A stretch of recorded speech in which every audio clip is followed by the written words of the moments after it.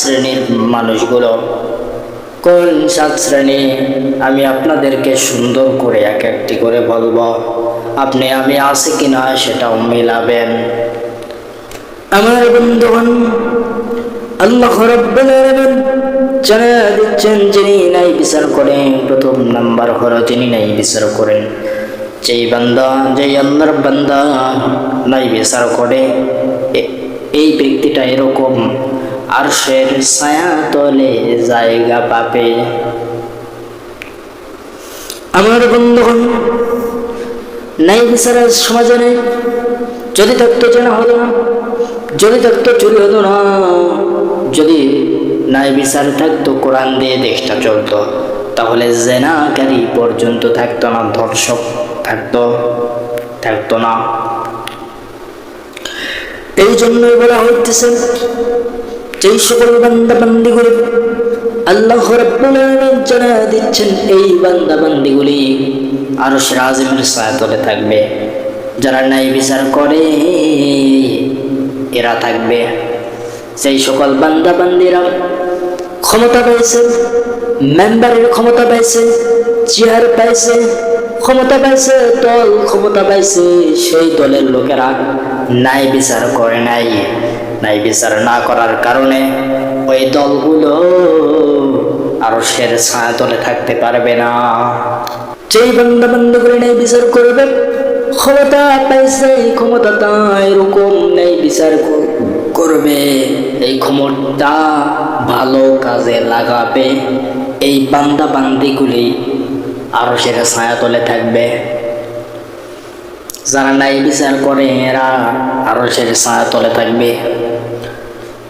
আমার বন্ধুগণ, 2 নম্বর হলো যে ব্যক্তি, যে তার যৌবনটা আল্লাহর ইবাদতে অতিবাহিত করেছে, এই বান্দা বান্দিগুলো আরশের ছায়াতলে থাকবে। আমার যুবক ভাইয়েরা, যৌবন পাইছেন, যৌবনটা আল্লাহর ইবাদতে কাটায় দাও।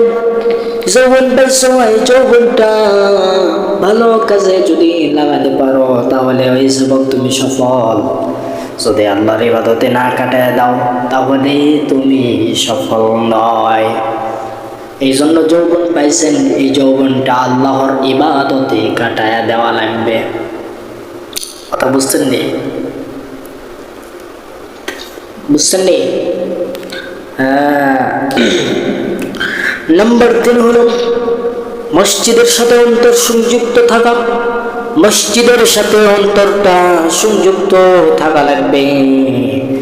যে সকল বান্দা বান্দিগুলো মসজিদের সাথে তার অন্তরটা সংযুক্ত থাকে, এই বান্দা বান্দিগুলো আরশের ছায়া তলে জায়গা পাইবে। আমার বন্ধুগণ, নাম্বার 4 হলো আল্লাহর জন্য পরস্পরকে ভালোবাসা। দুনিয়ার জমি আজ ভালোবাসা নাই। কেউ যদি বড় হতে চায়, কেউ যদি বড় বক্তা হতে চায়, তাকে আমরা নিচে নামাতে যা যা লাগে তাই করি, আছে না নাই? আমার বন্ধুগণ, মানুষ মানুষকে ভালোবাসবে শুধু আল্লাহ রাব্বুল আলামিনের জন্য। আলেম ওলামাদেরকে ভালোবাসবেন শুধুমাত্র আল্লাহ রাব্বুল আলামিনের জন্য, এছাড়া অন্য কোনো নিয়ত থাকা যাবে না। আল্লাহর জন্য পরস্পরকে ভালোবাসতে হবে। আর আজ যে বড় বক্তা হতে চায়, যে বড় ক্যারি হতে চায়, যে বড় মৌলানা হতে চায়, তাকে কিভাবে নিচে নামাতে লাগে তাই আমরা করি। আজ আসে না নাই? এমনটা করা যাবে না। অনেকে আছে এরকম, অনেক বক্তারা ওয়াজ করে, সেই বক্তাদেরকে পছন্দ না করে এইরকম কমেন্ট বক্সে লিখে দেয়, তুই কিসের বক্তা, তুই কি বড় বক্তা হয়েছো, তুই কি হয়ে গেছো, এমন আছে না নাই? মনের ভিতরে যাদের হিংসা থাকবে, বিন্দু পরিমাণ মনের ভিতরে যাদের হিংসা থাকবে, যাদের মনের ভিতরে হিংসা থাকবে, এই বান্দাগুলি জীবনেও জান্নাতে যেতে পারবে না। এটা হাদিস। যত বড়ই নেতা হন না, খ্যাতা হন না কেন, মনের ভিতরে যদি বিন্দু পরিমাণ যদি অহংকার থাকে, আপনি জান্নাতে যেতে পারবেন না। মাথায় রাখেন। সকলে আমরা আল্লাহর জন্য ভালোবাসব। কথা বুঝতে পারছেন? পরস্পরকে আল্লাহর জন্য আমরা ভালোবাসব। আমার বন্ধুগণ, 5 নম্বর হলো দানশীল ব্যক্তি। এই দানশীল ব্যক্তি আরশের ছায়া তলে জায়গা পাবে। নাম্বার 6 হলো পবিত্রতার প্রতি অবিচল ব্যক্তি। যে ব্যক্তি সবসময় পবিত্র থাকে এই ব্যক্তি আরশের ছায়া তলে জায়গা পাবে। নাম্বার 7 হলো যে নির্জনে আল্লাহর ভয়ে ক্রন্দন